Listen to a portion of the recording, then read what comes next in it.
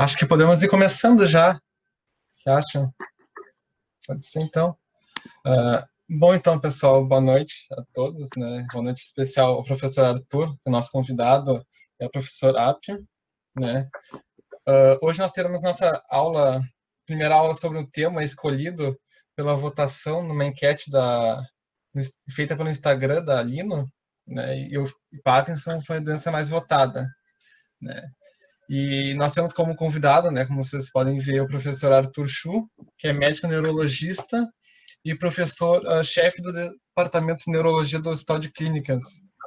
E as linhas de pesquisa do professor incluem distúrbios de movimento, farmacogenética, neurogenética, entre outros, né? Essa aula a gente vai ser um pouco diferente, assim, a gente conta bastante com a participação de vocês. Ela vai ser feita no modelo assim de perguntas e respostas, né, com o professor. Então a gente pede que vocês sintam-se à vontade para mandar as perguntas no formulário que foi postado ali no chat, ou se sentirem mais à vontade também podem pegar e levantar a mão ali naquele botãozinho que aparece do Google Meet e abrir os microfones. É isso então. Vou passar a palavra para o professor, né, e agradecer, né, tipo, por ter aceitado nosso convite e bem-vindo à Liga. Bom, muito obrigado, meninos. Sabe que é um prazer. Eu já sou um dinossauro desse grupo, né? E esse assunto de hoje é um assunto bastante interessante. E o professor Arthur, por participar do grupo de distúrbio de movimento, já acompanha isso praticamente quase desde o início. E, na verdade, a realização dos procedimentos é um colega nosso da neurocirurgia, que é o Dr. Paulo Pitts, que é a pessoa que, seguramente no Rio Grande do Sul, é a pessoa que tem mais experiência no tema. E eu vou contar algumas curiosidades para vocês entenderem como é que esse assunto surgiu, porque os aspectos técnicos o Arthur vai responder tudo para vocês. Há 10 anos atrás, em torno disso, um assunto que a mim me incomodava, dos muitos que me incomodava, era saber, assim, os pacientes do SUS não tinham acesso ao procedimento. E mais me incomodava porque as pessoas terminavam com todo o direito que lhes cabe a entrar na justiça para tentar ser operados. E aí, a sistemática era o seguinte, a justiça perguntava onde é que se fazia a cirurgia. Só se fazia no Hospital Moinhos de Vento. E em fazendo no Hospital Moinhos de Vento, o juiz mandava a Secretaria de Saúde pagar. E cada cirurgia, naquela ocasião, custava R$250 mil. Eu achava isso um absurdo. Como é que um hospital de clínicas, com a sua qualificação profissional e técnica, não fazia um procedimento desse que o Estado era obrigado a pagar R$250 mil, que naquela época dava em torno de $45 mil. E aí nós começamos a discutir com o Dr. Opitz, fomos na direção do hospital, naquela época o coordenador do estudo de movimento era o Dr. Carlos Rieder, e o hospital disse, olha, nós podemos fazer isso, certamente, só que o estimulador, que é o que chama o DBS, é caro, então isso não fica contemplado no preço da cirurgia pelo SUS, não dá para fazer, a menos que a Secretaria de Saúde se disponha a pagar. Bom, e aí começou o nosso calvário de reuniões na Secretaria de Saúde, naquela época a professora Márcia nos acompanhou, que era chefe de serviço de neurologia, para tentar convencer a Secretaria que sairia muito mais barato para eles pagar o estimulador e a cirurgia ser feita pelo SUS do que eles continuassem pagando R$250 mil para o procedimento. Isso levou, acho que talvez 1 ano e meio. Até que a Secretaria de Saúde se convenceu, disse, tá bem, nós vamos fazer um acordo, um convênio com o Hospital de Clínicas, e esse convênio nós vamos dar o dinheiro para o Hospital de Clínicas comprar os estimuladores. O Estado não vai comprar, vocês vão comprar.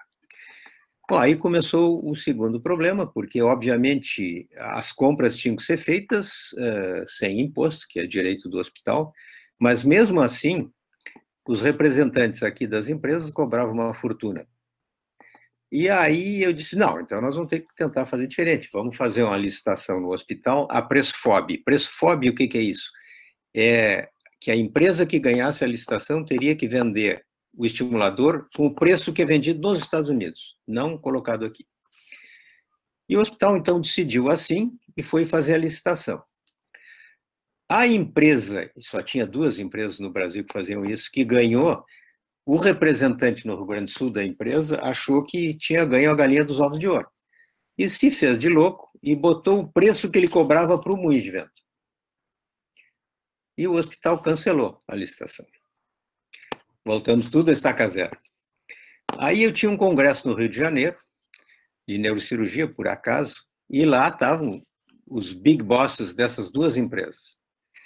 E eu procurei os dois e disse, olha, está acontecendo o seguinte problema, no Rio Grande do Sul nós vamos começar um programa de DBS para Parkinson, aconteceu uma licitação dessa natureza, e foi cancelada a licitação, e resta saber assim, vocês têm interesse como empresa em embarcar num projeto desses, em que vocês vão entrar num projeto a longo prazo, que agora tem 10 anos, e que vocês vão ter um mercado cativo por muito tempo, mas vocês vão ter que fazer a preço FOB. Bom, aí me convidaram para almoçar, para jantar, não sei o quê, terminaram por concordar em entrar na licitação com preço FOB. E aí houve uma licitação, e a empresa, que se chama Medtronic, ganhou a licitação para trazer os aparelhos por preço FOB. Bom, e aí, o curioso da história toda é que a empresa que era representante deles aqui, eles me procuraram furiosos, né? Como é que eu tinha prejudicado a eles quando eles iam vender por 150 mil e agora o aparelho estava sendo trazido pela matriz deles? Eu digo, olha, em primeiro lugar, vocês foram burros. Segundo, vocês queriam ganhar a galinha dos ovos de ouro num procedimento, perderam tudo. Bom, aí então, o procedimento começou a ser feito no Hospital de Clínicas. O Dr. Opitz é a pessoa que tem grande experiência nesse assunto e que realiza o procedimento tecnicamente. E os pacientes todos são selecionados pela equipe da neurologia, né, no ambulatório de distúrbios do movimento. Hoje o Hospital de Clínicas deve ter em torno, o Arthur vai me corrigir, em torno de 70 casos feitos.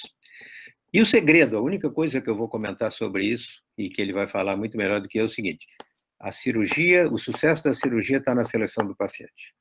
Se o paciente for bem selecionado, a cirurgia tem sucesso. Se a cirurgia for mal selecionada, é um fracasso. Então, este é o papel fundamental dos neurologistas, é selecionar o paciente adequado, porque tecnicamente, e aí um dia vocês podem até convidar o Dr. Opitz para isso, é um procedimento que não é propriamente difícil, ele requer um planejamento com tomografia, ressonância, etc., mas tecnicamente ele não é. O que precisa é um paciente bem indicado. Então, hoje, assim, a experiência do Clínicas é muito boa, os resultados são muito bons, óbvio que alguns casos não tiveram todo o sucesso que esperavam, mas na média ele é muito bom mesmo, os pacientes, é inacreditável que o paciente, se vocês virem um dia ou nos acompanharem um paciente no pré-operatório e virem o paciente no pós-operatório no dia seguinte, o professor Arthur vai explicar por que no dia seguinte, a mudança é radical. Então, é realmente.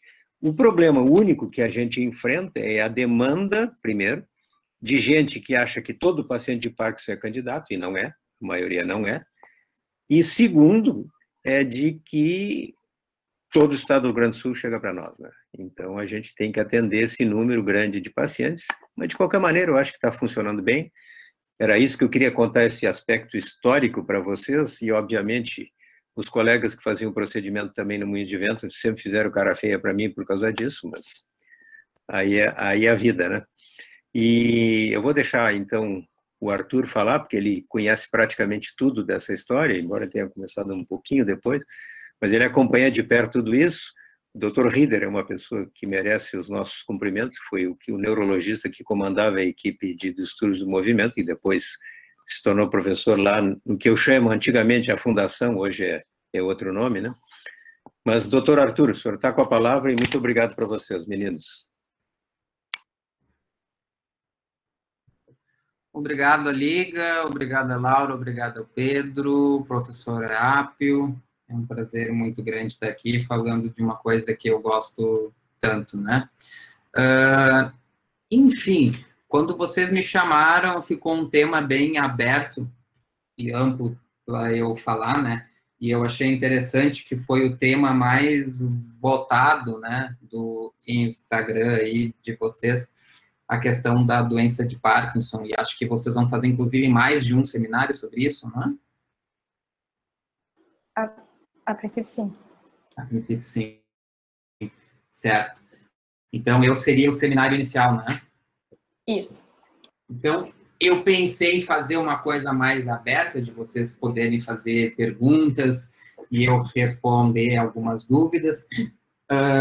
Também porque a maioria de vocês teve aula comigo, né? Quem dá a aula de doença de Parkinson sou eu, e quem dá aula de antiparkinsonianos também sou eu, então vocês acabam vendo muita coisa que eu falo.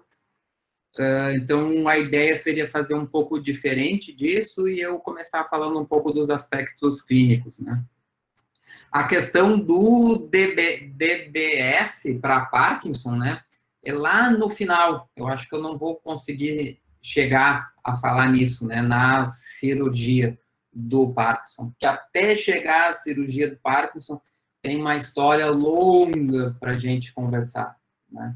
E acho que é um aspecto fascinante e é um dos campos que vem avançando cada vez mais, né, em doença de Parkinson.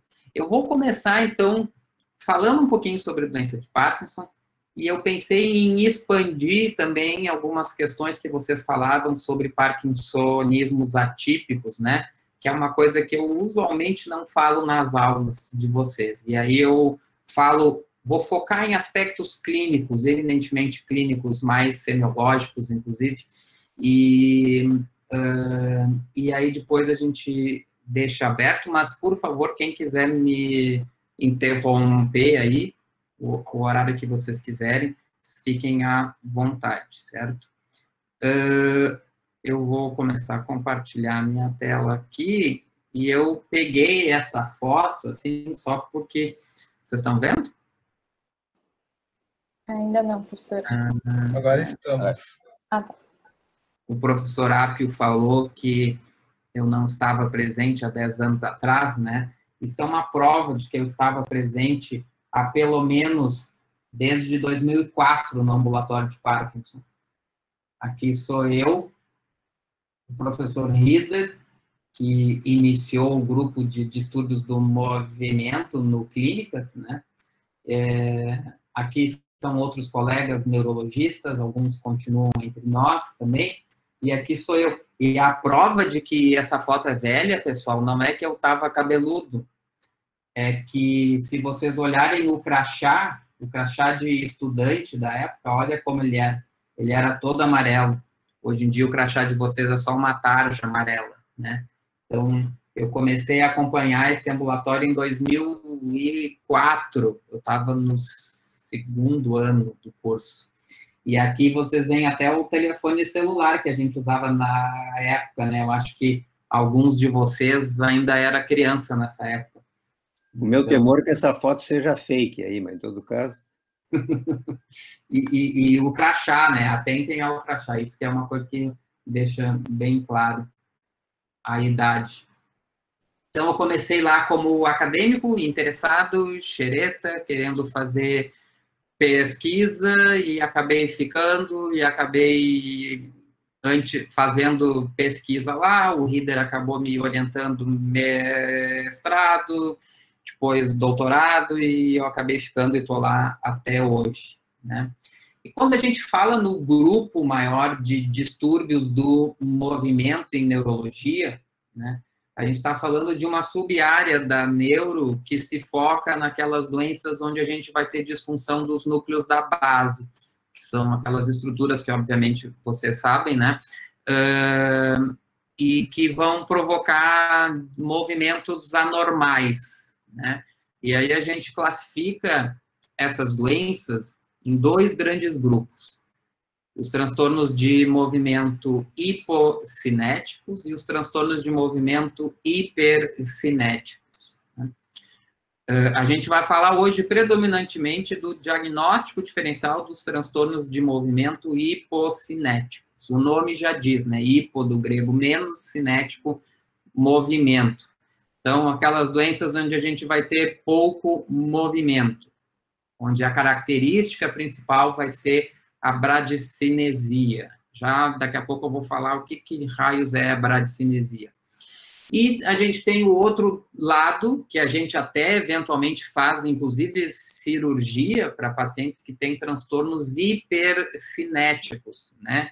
A gente fez cirurgia, já faz algumas vezes para pacientes que têm distonia, que é um tipo de movimento anormal, para pacientes com síndrome de Tourette. Eu lembro de um caso que a gente tenha feito cirurgia ali no Clínicas, né? E o grupo foi crescendo de maneira que hoje a gente tem no Clínicas. Eu estou indo e voltando, né, falando do tema e voltando a falar do Clínicas. Mas no Clínicas a gente tem 3 ambulatórios diferentes, né, um deles só de doença de Parkinson, ou seja, só de transtornos hipossinéticos, um de transtornos de movimento em geral, onde estão os hipercinéticos mais, e um outro onde a gente faz a aplicação de toxina botulínica, né, que para os pacientes que têm transtornos hipercinéticos, a gente faz a aplicação de toxina botulínica. Bom, mas então, voltando ao caso da doença de Parkinson, onde eu estou aqui, né? A gente tem, então, aqui uma doença onde a gente tem a segunda doença neurodegenerativa mais comum, né? Eu não trouxe aqui os dados, mas uma outra hora a gente pode até comentar sobre isso.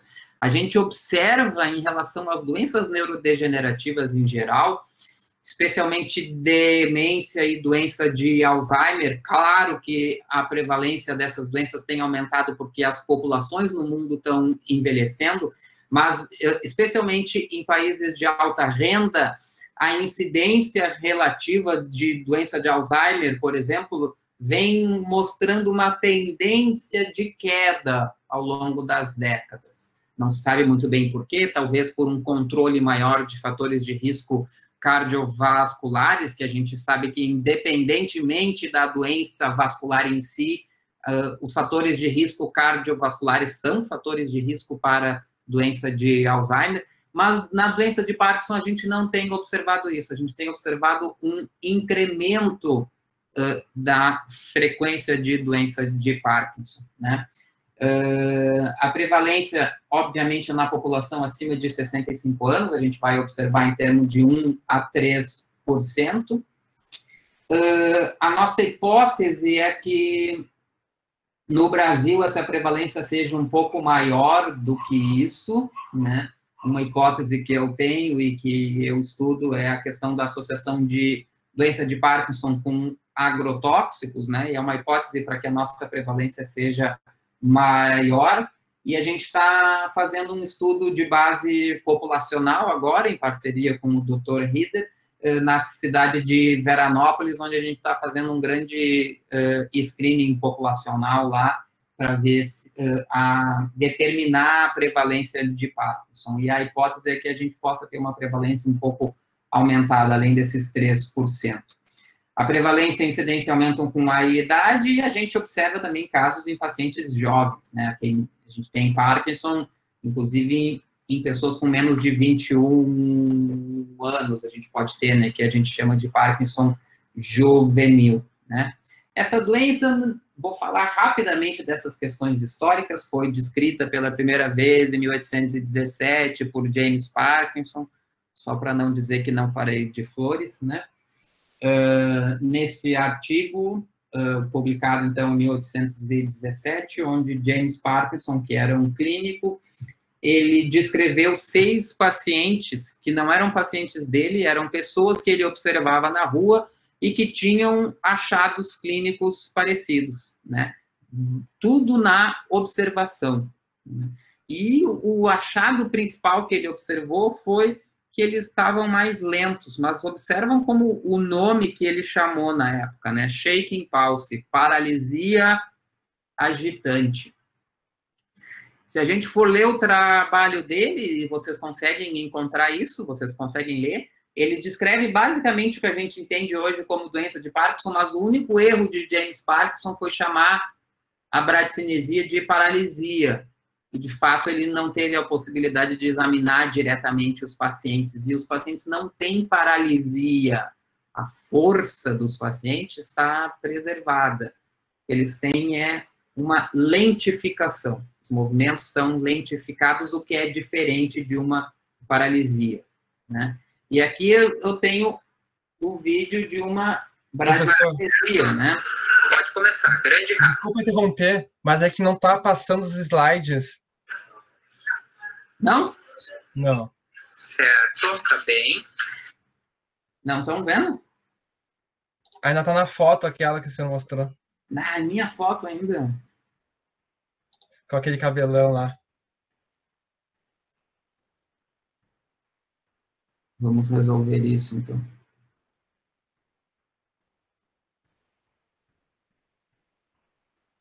Aqui.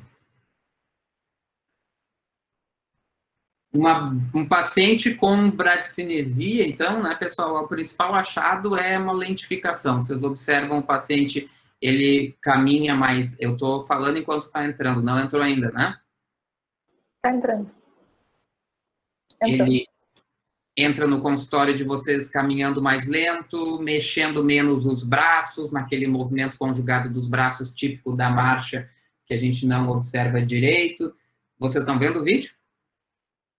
Ele está pausado. Na verdade. Isso é uma bradicinesia. Então, a gente pede para o paciente, aqui no caso, ó, abrir e fechar a mão o mais amplo e mais rápido que ele faz.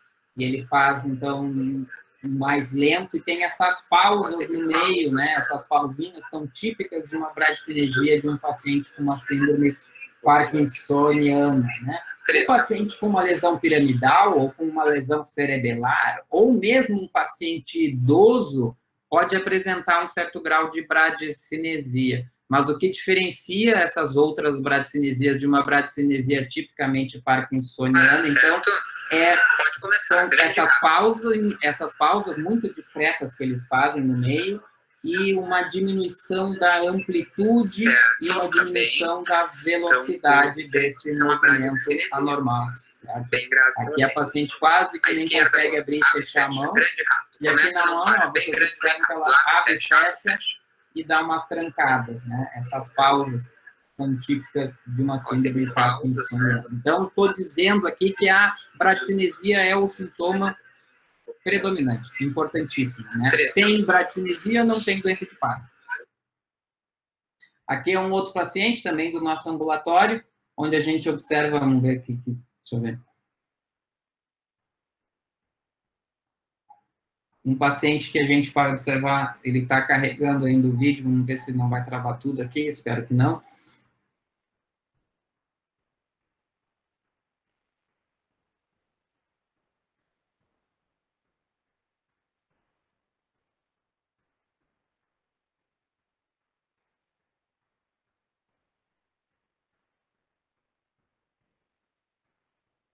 Que ele, então, não está vendo esse vídeo aqui, então, mas é isso que vai nos definir uma síndrome parkinsoniana, então, né? A presença de bradicinesia, que a gente definiu semiologicamente, e a presença de algum outro desses seis achados aqui, né? Tremor da síndrome parkinsoniana é tipicamente tremor predominantemente no repouso, né? Diferente de outros distúrbios do movimento, onde eu vou ter tremor predominantemente postural ou tremor de ação. Rigidez plástica, postura encurvada, instabilidade postural e um bloqueio motor da marcha, né? Diante de uma síndrome parkinsoniana, então, eu tenho duas decisões do ponto de vista diagnóstico. Eu tenho que definir se isso é uma síndrome primária ou uma síndrome secundária. Uma síndrome secundária é que é secundário a algum outro insulto bem conhecido, como o parkinsonismo vascular, por exemplo, ou o parkinsonismo medicamentoso. E as síndromes primárias são aquelas decorrentes de doença neurodegenerativa primariamente falando, né? E aí eu tenho a doença de Parkinson como a causa principal de todas as síndromes parkinsonianas, que são sinônimo de síndrome hipocinética, né?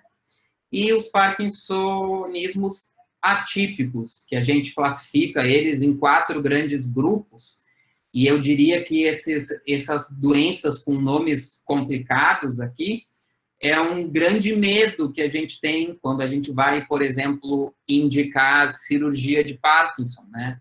Porque um paciente que tem um parkinsonismo atípico, a gente sabe que a cirurgia não tem efeito, né? E, eventualmente, a gente até pega uns pacientes vindo de fora aí que tenham feito cirurgia e que, na verdade, não eram doença de Parkinson, e sim parkinsonismos atípicos. Por isso que a seleção desses pacientes ela é tão importante, né? Eu falei que em 1817 o James Parkinson lá descreveu essa síndrome, então, predominantemente caracterizada pela bradicinesia, né, pessoal? E 100 anos depois, então, em 1919, Tretjakov estava examinando o cérebro de pessoas que tinham essa síndrome, que vieram a falecer, e ele viu que tinha essa estrutura ao nível do mesencéfalo, que nos pacientes que não tinham a síndrome era mais escurecida e nos pacientes que tinham a síndrome era mais pálida. Nessa época, ninguém sabia o que era dopamina. Hoje em dia, dopamina e Parkinson é até questão de vestibular, né? Todo mundo sabe. Mas naquela época, ninguém nem sabia o que era dopamina, certo, pessoal? E aí o Tretjakov viu assim, olha só, os pacientes que têm essa síndrome, eles têm essa área, que ele chamou, que foi chamada na época, então, de substância negra, porque era mais escurecida, né?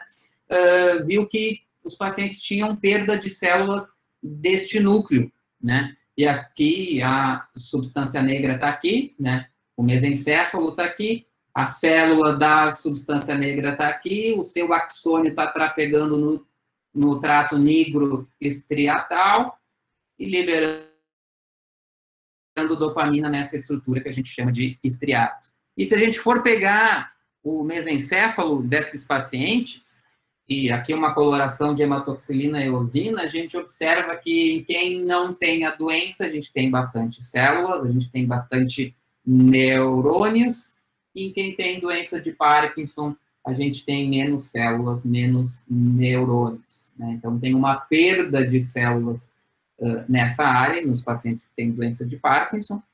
E se a gente for observar mais atentamente as células remanescentes da substância negra, a gente vai observar essas inclusões eosinofílicas, que um cara lá chamou de corpúsculo de Levy, certo? São inclusões eosinofílicas intracitoplasmáticas que a gente observa nas células remanescentes dos pacientes com doença de Parkinson. Então, no momento, eu consigo ter uma entidade enquanto doença médica, né, enquanto entidade nosológica, clínico-patológica. Eu tenho uma definição clínica e tenho uma definição patológica. O que iniciou a patologia e o que levou à clínica, a gente levou as últimas décadas estudando e ainda tem muito para a gente aprender e para a gente estudar, né? Sobre esse corpúsculo de Levy, acho que é importante a gente comentar também que a gente descobriu que um dos principais componentes desse corpúsculo de Levy são emaranhados de uma proteína anormal que a gente chama de alfa-sinucleína. Essa proteína, a função exata dela a gente não sabe muito bem direito, mas a gente sabe que na doença de Parkinson ela começa a acumular e formar esses corpúsculos aqui. O que ela faz exatamente no processo fisiopatológico que leva à degeneração do Parkinson é processo de especulação, se ela é só um epifenômeno de um processo patológico ou se ela, propriamente dita, é neurotóxica, né?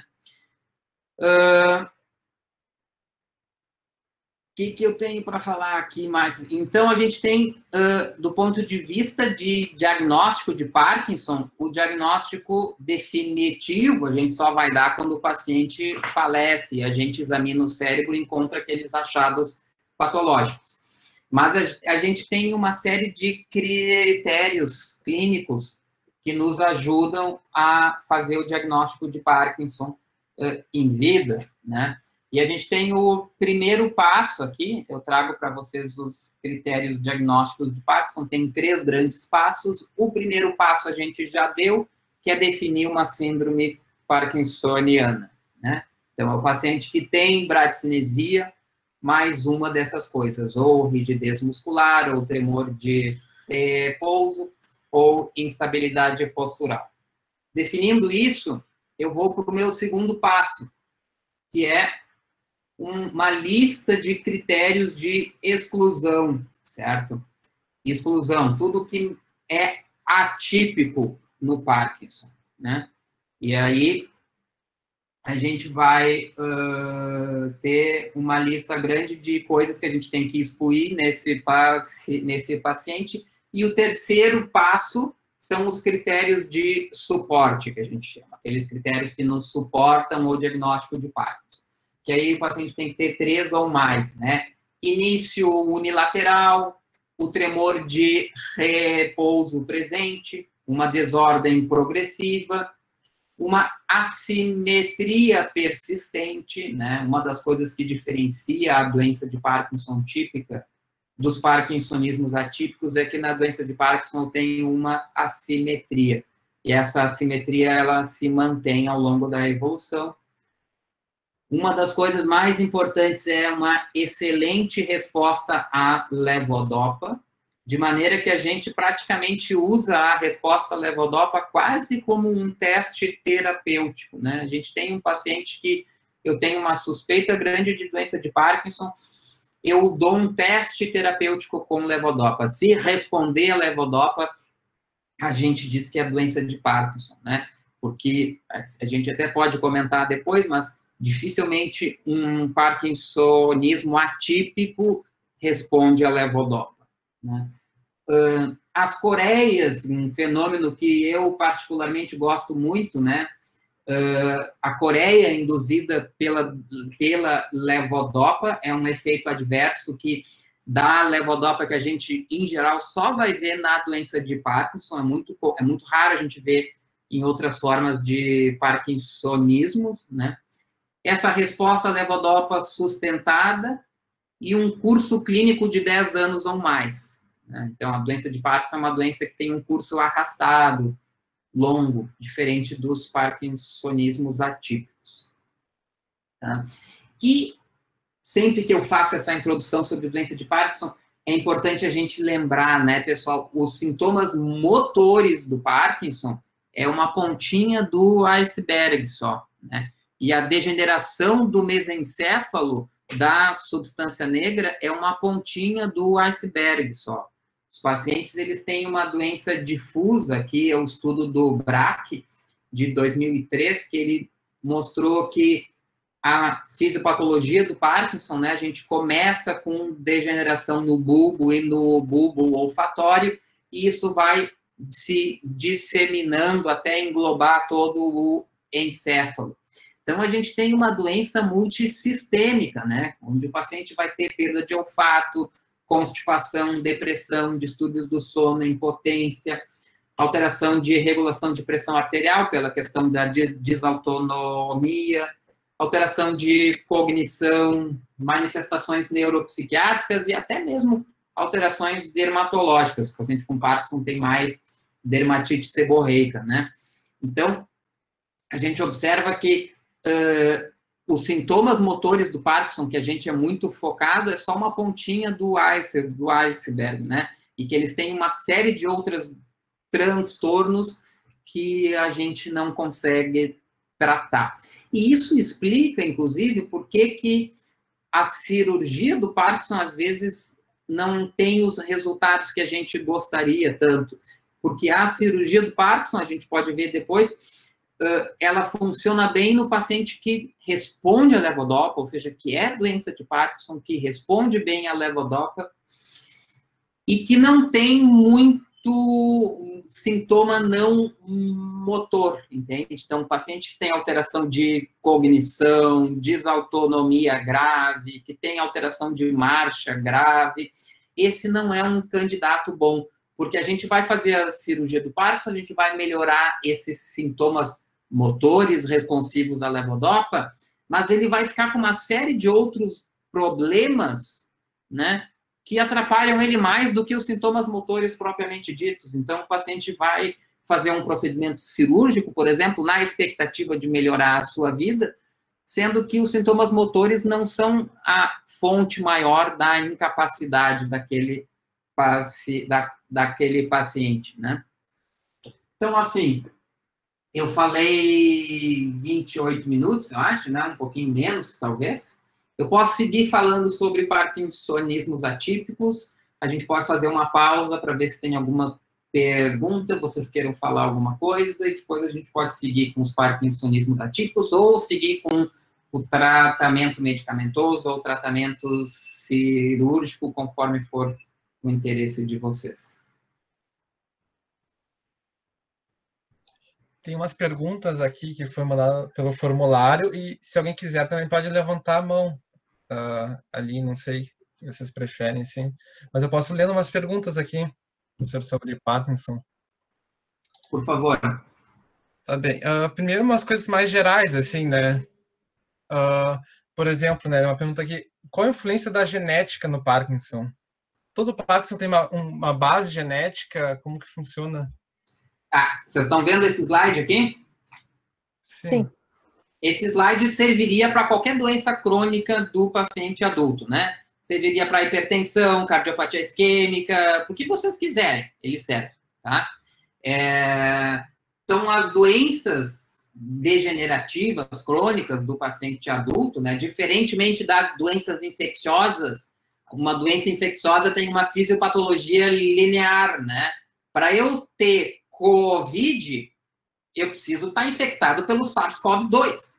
É uma fisiopatologia puramente linear, né? As doenças crônicas não são uma fisiopatologia linear. É essa arquitetura complexa de uma interação entre fatores genéticos e interação entre fatores ambientais.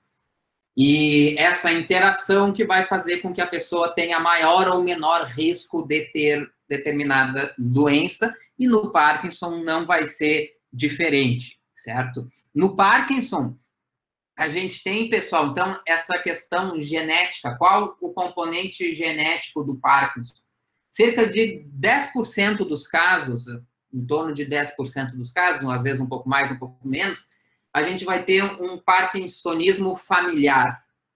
E nesses casos de parkinsonismo familiar, a gente já tem um pouco mais de 20 genes com mutações específicas que vão provocar a doença de Parkinson. E aí é basicamente doença como se fosse uma doença monogênica. Aquele gene está alterado, a pessoa vai ter Parkinson. Tipo, o raciocínio de uma doença genética. Tá? 10% dos Parkinson podem ser assim. Mas a imensa maioria dos Parkinson, os outros 90%, a gente tem uma interação entre fatores genéticos e ambientais. E aí a gente tem isso daqui, ó. Esse slide, ele está com uma resolução ruim, né? Mas então, aqui do lado esquerdo, que eu não sei se está à esquerda ou à direita, mas enfim, desse lado aqui a gente tem fatores ambientais e fatores genéticos. Aqui é por Parkinson esporádico, eu não estou falando dos Parkinson monogênicos. Tem o Parkinson esporádico e o Parkinson monogênico, né? Dos Parkinson monogênico, eu tenho 20 genes lá que provocam Parkinson. O primeiro gene descoberto, o gene da alfa-sinucleína, lá em 1998, né? Mas, atualmente, a gente sabe que existem outros genes, olha que interessante, que eles só aumentam um pouquinho o meu risco de ter Parkinson.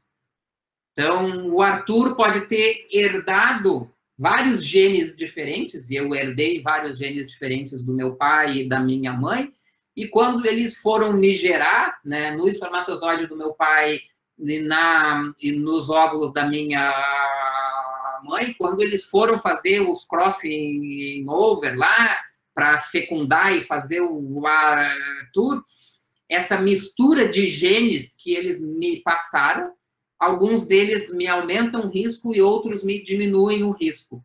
E é esse balanceio entre os genes que aumentam o risco e que diminuem o risco, somados às exposições ambientais que eu vou ter ao longo da vida, é que vão determinar se eu, Arthur, vou ter Parkinson ou não, né? Aqueles 3% de risco de Parkinson.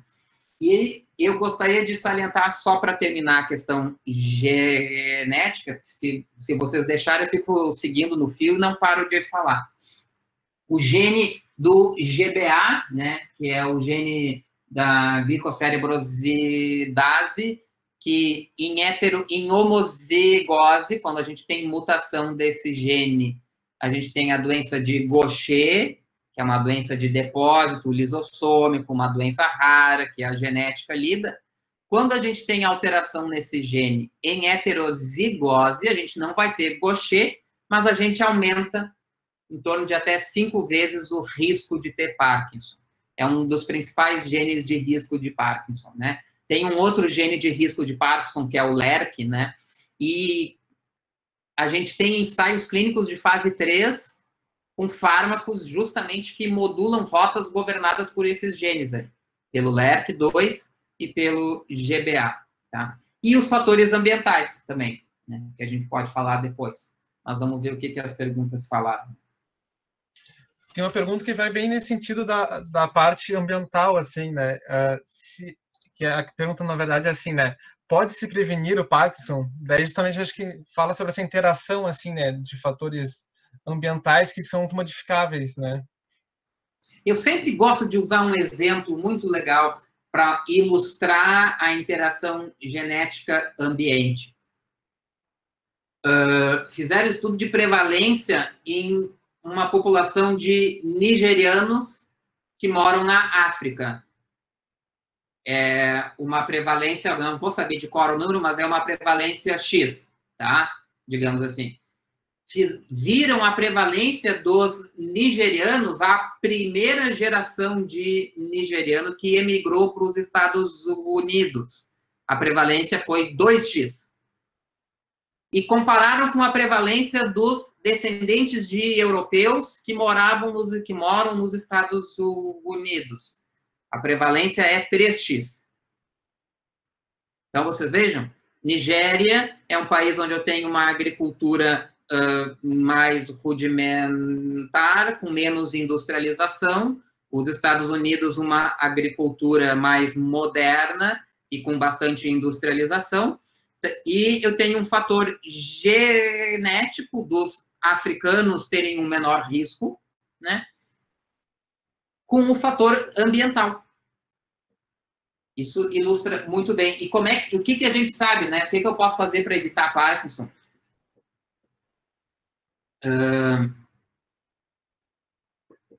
Bom, primeiro, tu pode evitar de ter os parkinsonismos secundários. Para falar de doença de Parkinson primária, esporadicamente falando, né? Exposição a agrotóxicos e pesticidas. A França, vejam bem, ela indeniza trabalhador de zona rural que tenha Parkinson como uma doença associada ao trabalho. A gente tem largos estudos epidemiológicos e muito em breve vamos ter um do nosso estado aqui, que a gente está terminando, mostrando a associação entre agrotóxicos e doença de Parkinson. Espero que eu não seja exonerado, né? Quando esse estudo for publicado. Então, viver em zona rural e exposição a agrotóxicos e pesticidas, em geral, são fatores de risco para a doença de Parkinson, né? Uma coisa que não é, ainda bem que a gente está só entre estudantes de medicina, né? Se tu quiser se proteger de Parkinson, tu pode fumar um pouco. Se tu não morrer de outras coisas, tu diminui o teu risco de Parkinson. Eu não aconselharia. Mas o tabagismo é um fator que a gente não sabe onde na linha causal ele está, né? Mas ele está associado, pelo menos, com menor prevalência de Parkinson. Se ele provoca isso, se ele tem esse efeito intrínseco, não se sabe. Tem gente que hipotetiza que não é o efeito do tabaco per se que faz com que eu tenha menos risco de Parkinson, mas sim que a pessoa que nasce com aquela tendência à adição, né, a fumar, enfim, essa pessoa também já nasce com uma tendência a ter menos Parkinson. E que não seria um efeito propriamente do tabaco sobre a neuroquímica do cérebro. Mas isso é tudo especulação, né? Tem modelos também muito de gente defendendo exatamente o oposto disso. Então, e controlar os fatores de risco cardiovasculares, né? Que a gente sabe que também acaba influenciando tudo isso. E atividade física, sabe? Cada vez mais a atividade física, ela vem se colocando como um aliado bem importante na questão de prevenção e também no tratamento dos pacientes com Parkinson. Professor, tu falou até, né, do cigarro, né, e prevenir um pouco o Parkinson, mas como é a questão, assim, tipo, da causa de morte desses pacientes? Valeria a pena, por exemplo, fumar para não ter Parkinson, por exemplo? Não, claro que não. É uma doença que... Qual a causa de morte desses pacientes, assim, em modo geral? Isso é uma dúvida que, em geral, vocês ainda estão, no estudante de medicina, ainda tem que cuidar. Por que os pacientes morrem, né? Eles morrem de pneumonia. A gente até tem um estudo que a gente publicou, acho que em 2016, a causa de morte, né? O paciente com doença neurodegenerativa acaba morrendo de pneumonia por aspiração, né? Em geral, ou acaba fazendo mais cara, enfim. Mas o paciente com Parkinson típico, ele acaba tendo uma evolução muito boa. Claro, com grandes limitações, mas a gente tem pacientes com 30 anos de Parkinson e estão muito bem, né? Mas se a gente for pensar qual a principal causa de morte do Parkinson, pneumonia, né? A gente tem um estudo que a gente publicou em 2015 ou 2016, eu acho, dos nossos pacientes, inclusive. Professor, no caso de Parkinson juvenil, esses pacientes têm a mesma expectativa de vida que pessoas da mesma idade? Parkinson juvenil. A nomenclatura que tu usou, assim, ó, se o paciente tem uma síndrome parkinsoniana que inicia do 0 aos 21 anos, é parkinsonismo juvenil. Entre os 21 e os 45 anos é Parkinson de início precoce, e após os 45 anos é doença de Parkinson, né? Quanto mais precoce a idade, mais chance de eu ter uma doença genética monogênica, né? Um gene único específico. E, em comparação, os Parkinson precoce com os Parkinson não precoce, a gente sabe que os pacientes que começam Parkinson mais jovens tendem a ter uma evolução mais benigna. Embora a gente possa imaginar, não, mas começou mais jovem, uma doença mais grave, né? Não, eles evoluem de uma forma mais benigna do que os pacientes que começam o Parkinson mais velhos. E aí tem, obviamente, uma interação entre o próprio envelhecimento, né, e uma copatologia, depois Alzheimer, Parkinson, enfim, né, que acaba contribuindo para isso. Mas, enfim, respondendo objetivamente a questão que foi feita, os Parkinsons mais jovens, em geral, tendem a ter uma evolução mais benigna, o curso da doença mais longo. Esses pacientes que eu estou lembrando aqui, que têm 30 anos de Parkinson, em geral, são aqueles que começaram antes dos 45. Uma das perguntas aqui foi justamente qual o motivo de haver mais pneumonia de aspiração nesses pacientes? Alteração motora. O paciente começa a ter uma disfunção motora, né? Todas as vias de controle de motricidade acabam ficando prejudicadas, reflexo de deglutição, tudo mais, a pessoa não consegue mais manejar adequadamente as suas secreções respiratórias, acaba aspirando uma secreçãozinha que a pessoa não consegue limpar, acaba provocando uma infecção, e infecção levando ao óbito, né? Mas a gente geralmente faz assim, né? Quando a gente diagnostica um paciente com doença de Parkinson, a gente vai dizer, olha, o senhor, de uma coisa eu estou certo, o senhor vai morrer com Parkinson, mas não de Parkinson, né? Porque a doença em si, a não ser que ela seja um parkinsonismo atípico, daí é outra situação, tem um curso mais agressivo, e aí em 10 anos a pessoa vai estar com muita incapacidade, em geral é uma doença que tende a ter uma evolução benigna e em muitos casos a gente consegue dar uma qualidade de vida excelente, né? Tem mais algumas perguntas, professor, mas acho que a gente pode falar um pouco sobre o tratamento, né? O que tu acha? Tratamento, não falar dos atípicos, então. Acho melhor falar um pouco do tratamento, daí tem umas perguntas aqui sobre o DBS, Tá. enfim, e daí acho que a gente pode juntar os dois, assim. Falar brevemente, assim. Até que horas a gente vai? Geralmente é 1 hora, até as 20, né? Mas pode passar um pouco. Vamos passar pelo menos uns 15 minutos, né? Então, queridos, a gente falava da fisiopatologia do Parkinson,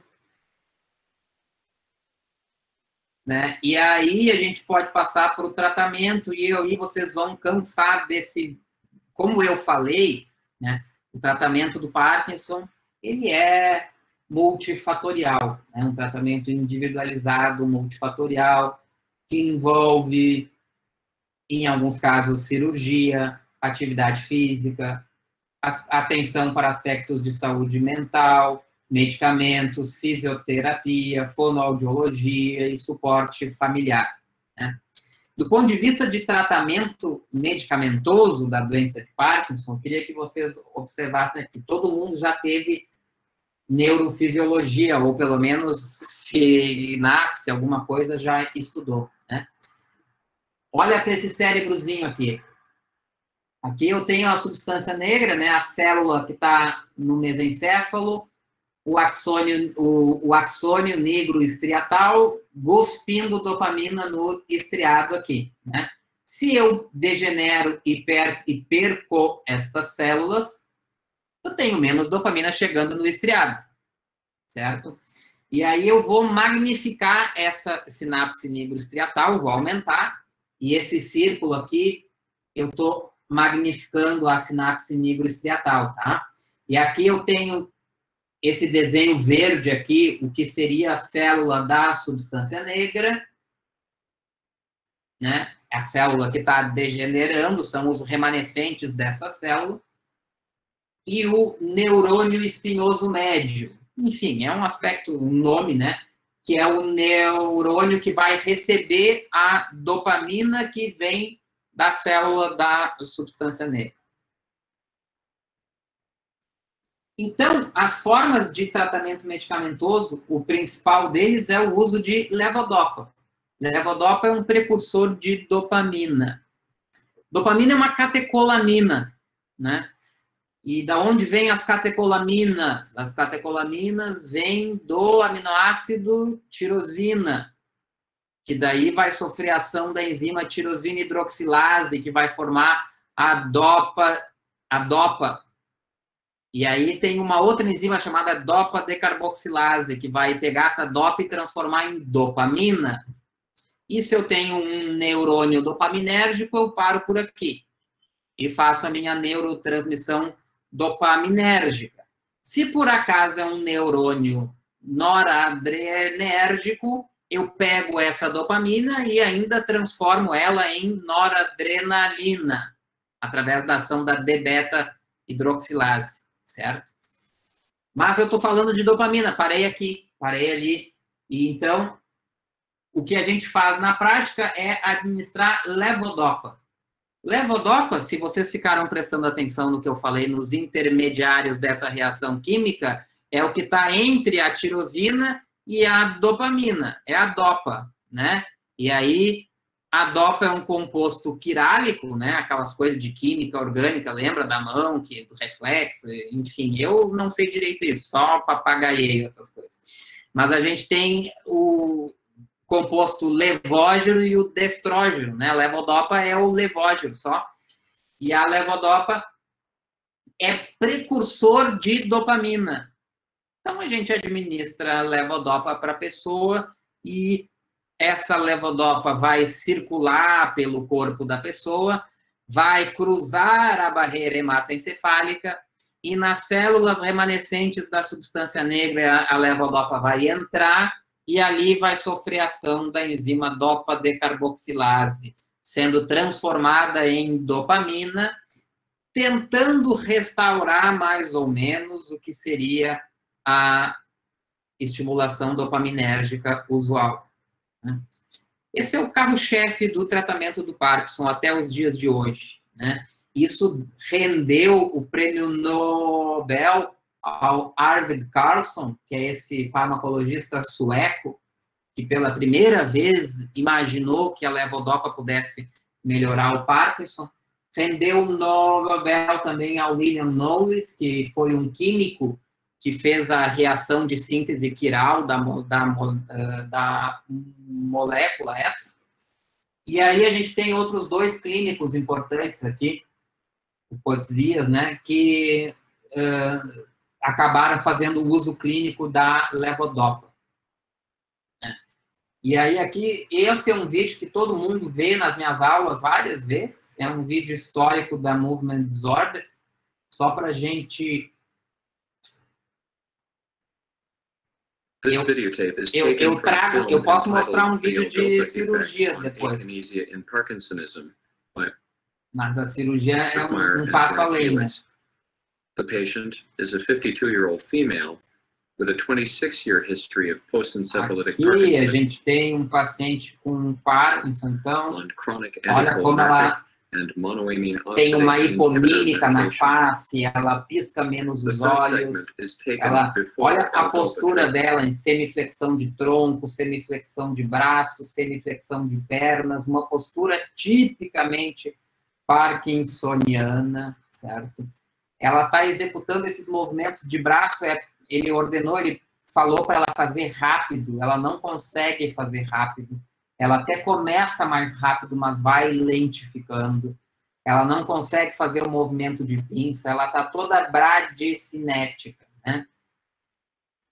Essa bradicinesia. E ela anda, ó, e não tem o movimento conjugado dos braços junto, uma postura em semiflexão de braço, semiflexão de tronco, né? Pequenos passos, uma marcha em pequenos passos. Ela quase não consegue dar pulos, e quando ela vira, ó, ela vira em bloco. Essa virada em bloco é típica do paciente com Parkinson que não está usando a medicação, né? E quando a gente dá a levodopa, é um efeito terapêutico, farmacológico, especialmente para a bradicinesia e para a rigidez, agudo, assim, o paciente... já nas primeiras doses de levodopa, é como se tivesse curado. E a gente até chama o período de lua de mel, né? Ele fica os primeiros 3 a 5 anos. Aqui é a mesma paciente, 20 minutos depois. Eles ficam 5 anos como se não tivesse doença. É a mesma paciente. E a gente observa os movimentos muito melhorados. Esse é um efeito...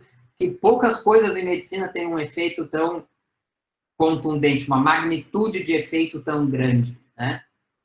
Olha só o movimento conjugado dos braços, olha como ela anda.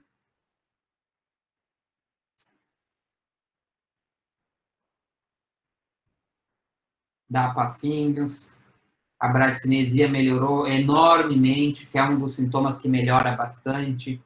O tremor, quando o paciente tem muito tremor, que é uma coisa que às vezes pode demorar a responder um pouco à levodopa, e o tremor vem a ser uma indicação de cirurgia também, né? E é a mesma paciente, não vou ficar passando o vídeo dela. A levodopa é o principal fármaco, mas a gente tem outros fármacos, todos eles basicamente modulando a transmissão dopaminérgica. E aí vocês veem como a gente é limitado no nosso arsenal terapêutico. Uma doença que degenera o sistema nervoso como um todo, provocando alterações desautonômicas, cognitivas, alteração de sono, alteração de marcha, e a gente só trata essa disfunção dopaminérgicazinha, né? Então, tem um mundo de sintomas que a gente não trata muito bem. E a gente está tratando só uma consequência final, né? Que é a degeneração dopaminérgica. A gente não está tratando a causa da doença de Parkinson. E eu vou falar um pouquinho sobre esses outros fármacos. A gente pode falar, se alguém quiser perguntar alguma coisa sobre eles, à disposição, por favor. Eu só para a gente falar aqui, isso não tem como a gente não falar sobre os núcleos da base. A fisiologia dos núcleos da base poderia ter uma aula inteira, poderia falar uma aula inteira só sobre fisiologia dos núcleos da base, e mesmo assim a gente não esgotar. Esse esquema das vias direta e indireta, a gente sabe que é uma história, uma super simplificação do tema, né? Quando vocês estudam neuroanatomia, lá tem a via direta, a via indireta, que a dopamina vai fazer essa ação, a gente pode... é uma super simplificação do que está acontecendo aqui, mas o que acontece no paciente com Parkinson, quando eu perco a inervação de dopamina vinda da substância negra, o que acontece como resultado final é que o núcleo subtalâmico fica disparando mais ativamente. E o pálido interno também fica disparando. Esses dois núcleos, que a dopamina faz eles baixarem a bola deles, eles ficam super disparando. E esse super disparo do pálido interno sobre o córtex inibe a geração de movimentos. Inibe a geração de movimentos. Então, eu tenho um paciente parkinsoniano, eu tenho menos dopamina chegando, esses dois núcleos estão disparando enlouquecidamente, né? E o que a cirurgia do Parkinson faz, as primeiras abordagens cirúrgicas que foram feitas, isso lá na década de 80 até, era a gente ir com um catéterzinho, a professora vai falar melhor do que eu sobre isso, mas enfim, ir com um catéterzinho lá na substância negra ou no pálido, que são esses dois núcleos que estão disparando em excesso, e lesionar esses núcleos, com calor, com eletricidade, enfim, lesionar esses núcleos para diminuir o disparo deles. Hoje em dia, a gente não faz lesão. A gente até faz em algumas situações muito específicas, pode ser feito. Mas, em geral, a gente não faz mais lesão. O que a gente faz é isso daqui. É introduzir dois eletrodos nesses núcleos, pode ser tanto no pálido interno quanto no subtalâmico. O nosso alvo preferencial é o núcleo subtalâmico, né? Para inibir a frequência de disparos deles. E fica um gerador de pulsos aqui, gerando eletricidade para inibir. Vejam bem que a eletricidade aqui não está estimulando o núcleo. A eletricidade está inativando o núcleo. Certo? Que os neurônios ficam em período refratário ali e não conseguem disparar, ficam todo mundo paralisado. Aí a gente diminui a frequência de disparos, né? Então, a cirurgia, para a gente chegar nesse ponto aqui, né, tem toda a avaliação pré-cirúrgica, o paciente que é candidato, um bom candidato. A cirurgia do Parkinson, ela é mais um instrumental de melhoria de qualidade de vida que o paciente tem. Ele continua tendo a doença continua evoluindo, ele continua tendo todos os sintomas não motores, não responsivos à levodopa, mas a gente consegue melhorar bastante. E depois de implantado esses eletrodos lá, esse paciente tem que vir basicamente toda semana. Acho que o Pedro até teve semana passada lá vendo, né? Toda semana para ajustar o aparelho. A gente tem que ajustar qual eletrodo que a gente vai estimular, frequência, amplitude, comprimento de onda, uma parafernália toda, né? E que o paciente bem indicado, a gente consegue melhorar bastante. A gente tem no clínicas já em torno, acho que eu diria quase uns 100 pacientes operados, em torno de 80 pacientes operados através desse convênio que o professor Apio explicou, né? A gente poderia operar muitos mais, né? Mas por uma limitação orçamentária do Estado, enfim, a gente opera menos, né? E aí eu me calo para colher perguntas. Professor, um paciente que é medicado com levodopa, chega a ocorrer alguma alteração nos neurônios, como é que eu posso? Nos neurônios, na parte do sistema nervoso autônomo simpático, nos neurônios noradrenérgicos?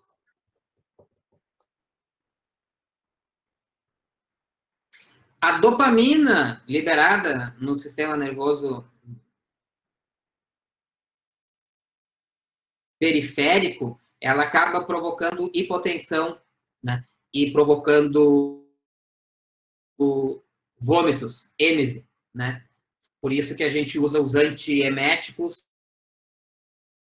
Uma classe de antieméticos é antidopaminérgico, né? E aí, para evitar que a levodopa dê esse efeito adverso, a gente sempre administra junto com levodopa um inibidor da dopa decarboxilase periférica. Não existe a venda levodopa pura, sempre levodopa mais alguma coisa, né? Tanto é que quando a levodopa começou a ser utilizada, ela acabava, os pacientes não conseguiam usar por muita náusea e hipotensão ortostática. Atualmente, isso não é uma questão problemática, mas quando a gente estimula as outras alças dopaminérgicas, que não a nigroestriatal, a mesolímbica e a mesocortical, né, especialmente com os agonistas dopaminérgicos, os pacientes podem ter sintomas cognitivos e neuropsiquiátricos, né, secundários. Mas, não, a gente não vai alterar a neurotransmissão noradrenérgica de maneira importante.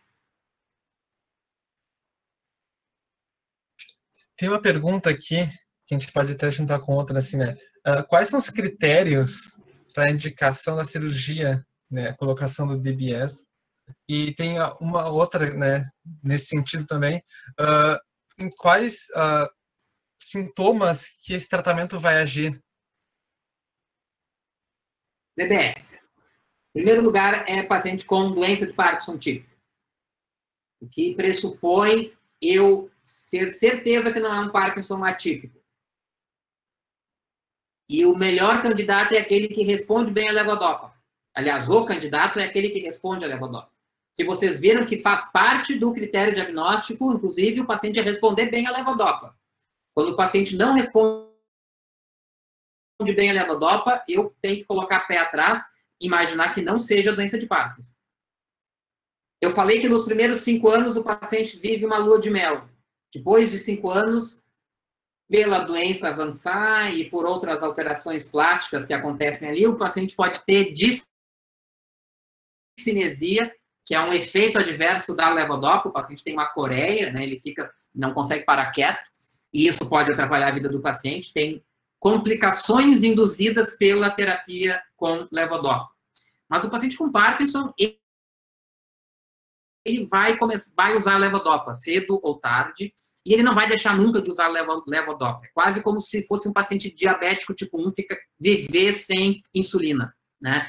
E a insulina vai dar os seus efeitos adversos, né? A pessoa vai ter uma lipoatrofia, a barriga vai ficar com algumas alterações, a insulina pode dar uma hipoglicemia, enfim, os efeitos adversos todos.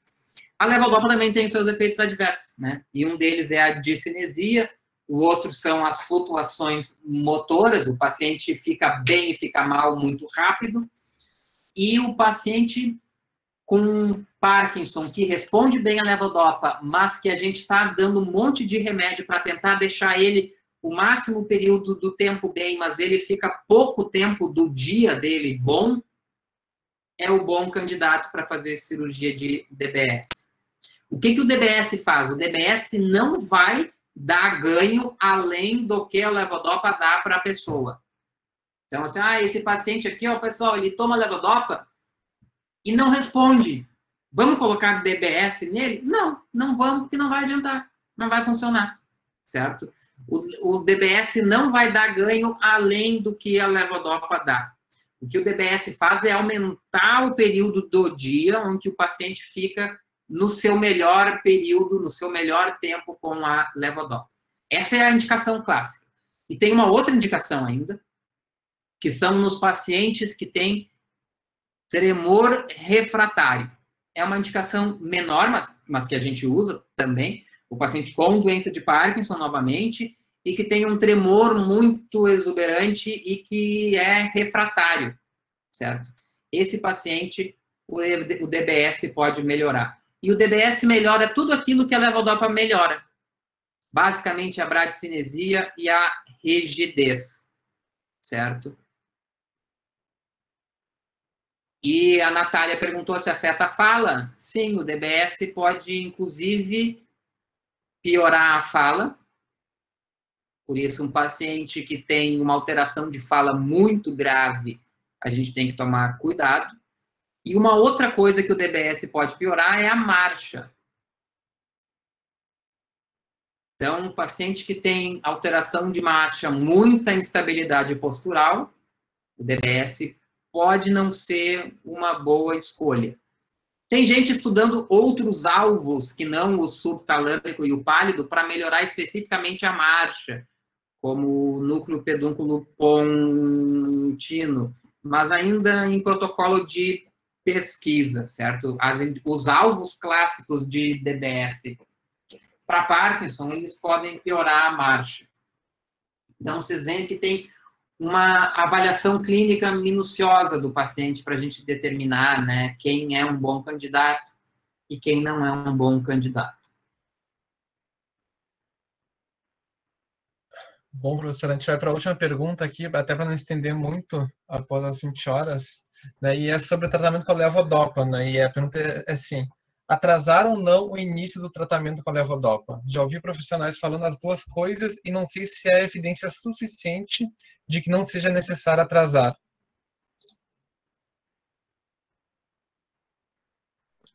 Eu posso só me explicar um pouco? A pergunta é minha. Fala, Lucas. É o seguinte, professor, inclusive é bom que o senhor que esteja nos dando essa aula, porque daí o senhor pode me corrigir se eu estiver errado, mas se eu não me engano, o senhor falou na aula lá em Clínica 2... Para de me chamar de senhor, pelo amor de Deus. Eu tenho a mesma idade que vocês, eu gosto de imaginar assim. Tá bom, tá bom. Tu falou lá na clínica, na parte de quando a gente estava passando na neuro, que antigamente se costumava retardar o início da levodopa para isso, para a discinesia não aparecer tão cedo, né, e tal, e os outros efeitos colaterais. Mas que atualmente existem algumas evidências que dizem que não é necessário atrasar, que a gente poderia iniciar ela logo ao diagnóstico. Só que depois na cirurgia ali, quando eu passei na neurocirurgia, eu não lembro quem que nos deu aula, mas disse que ele basicamente falou que deveria atrasar. E daí eu fiquei nessa dúvida, se atrasa ou não. Levodopa é barata, disponível, ninguém tem muito interesse em prescrever. Então,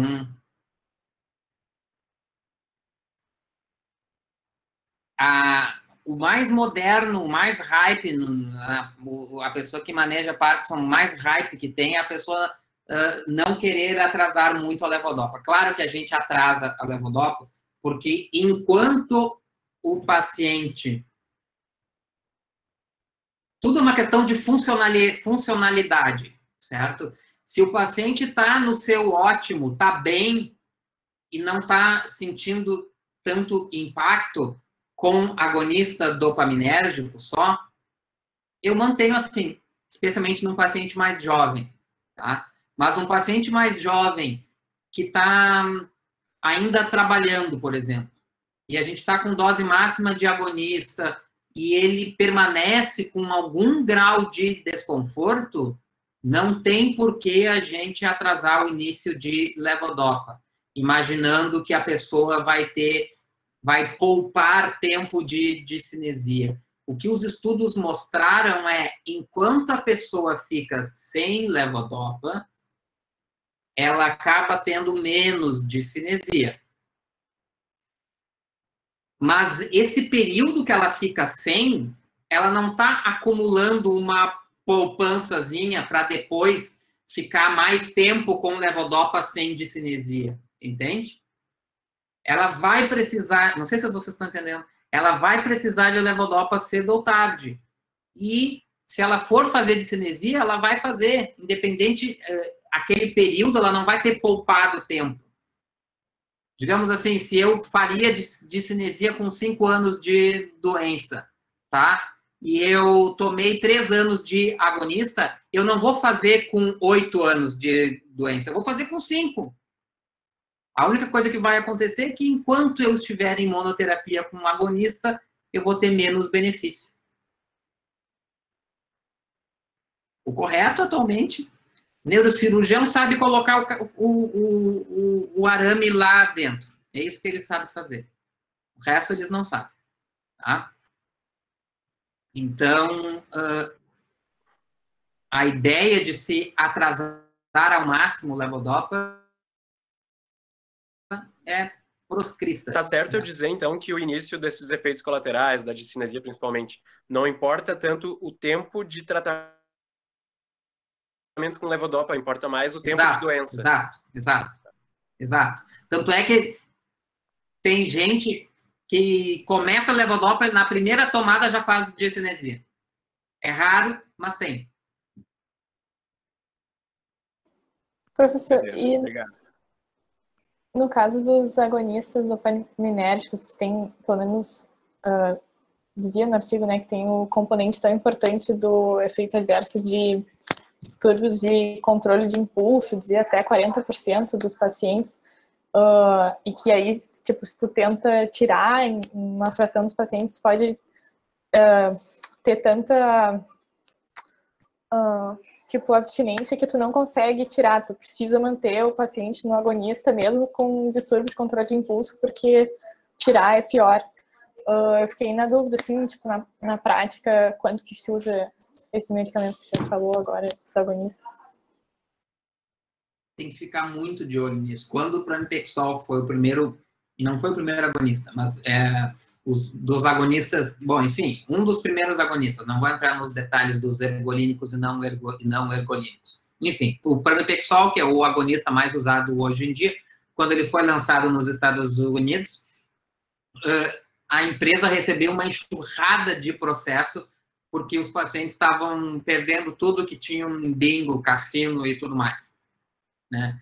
E a empresa não tinha colocado na bula. E eles perderam dinheiro nisso. E a pessoa, sim, tem descontrole de impulso, né? E a gente pode ficar contando os causos que a gente vê aqui na clínica, né? De paciente jovem, geralmente os jovens fazem mais, são os que mais usam agonista, porque os mais velhos a gente procura dar levodopa direto, mas até de casais que se separaram porque o homem começa a desenvolver uma adição por sexo completamente bizarra, anormal, até encontrar prostitutas e ficar o tempo todo consumindo pornografia, e a mulher se separar dele, depois a mulher entender que aquilo é só um efeito adverso, e depois o casamento reatar, né? E questão de jogo, questão de compras, questão de sexo patológico, questão de comer patológico. É um efeito adverso muito ruim, né? E é uma das coisas que faz com que a gente procure olhar com mais atenção para essas medicações, né? Elas não são tão seguras assim. Antes de terminar, eu só queria convidar vocês a viajar um pouco mais, tá? Viajar um pouco mais no sentido de que o Parkinson, cadê? A gente está num caminho que a gente está... não me perdi aqui, são tantas... Mas a gente está num caminho de descoberta maior da fisiopatologia da doença. Vou parar de... E que a gente está agora tendo ensaios clínicos de fase 3 de fármacos que estão mexendo na fisiopatologia do Parkinson. tá? E os fármacos que mexem com o GBA, que é a glicocerebrosidase lá, os inibidores de LERC, anticorpos anti-alfa-sinucleína, que muita gente é cética em relação a isso, inclusive eu.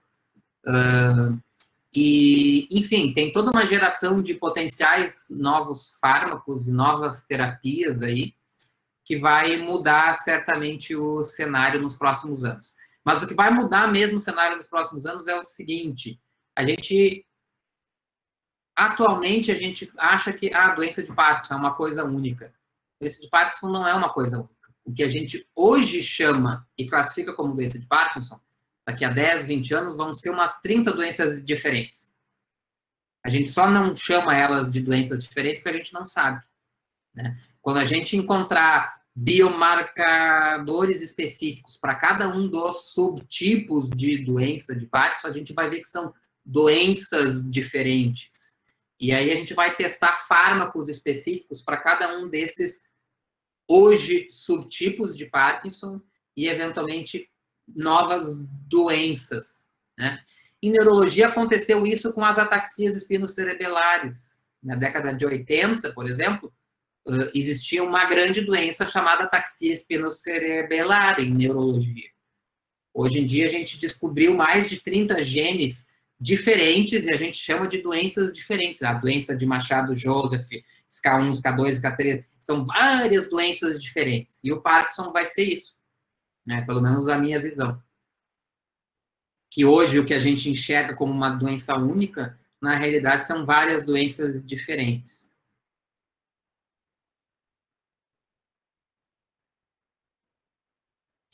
Bom, tá certo então, professor. Infelizmente tem que encerrar a aula agora, né? Aqui estava muito boa essa conversa, assim. Mas a gente agradece bastante a aula que tu deste para a gente hoje, assim. E ficamos à disposição, assim, de fazer outros eventos, talvez no futuro, tá? Boa noite e até mais. Se quiser me chamar para falar sobre isso, eu posso, vocês como perceberam, eu posso ficar muitas horas sem parar de falar. Muito obrigada, professor. Foi muito bom. Valeu, professor. Boa noite.